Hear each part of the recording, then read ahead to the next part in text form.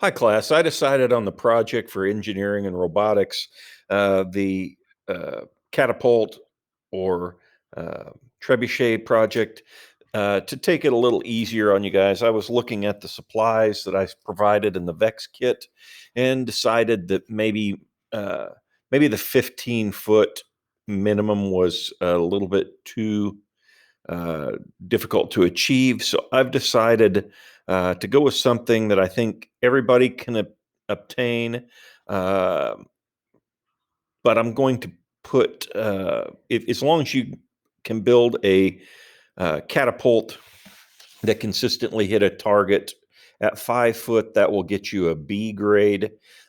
If you build a catapult that consistently hits a target anywhere over 10 foot, that will get you an A grade. I think that is a more reasonable expectation on that for the materials that we have.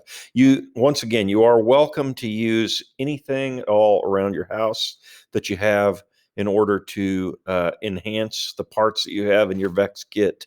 I know that some of the later kits that I had to put together because we had students add onto ARC have a little bit fewer parts than some of the other kits.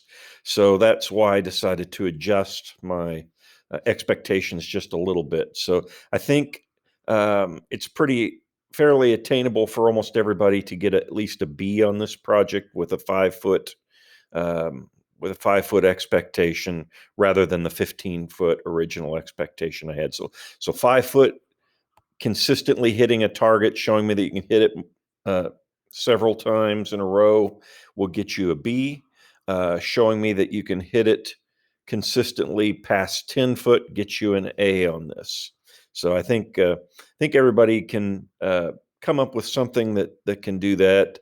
And I will also put a uh, place where you can submit your videos for a grade.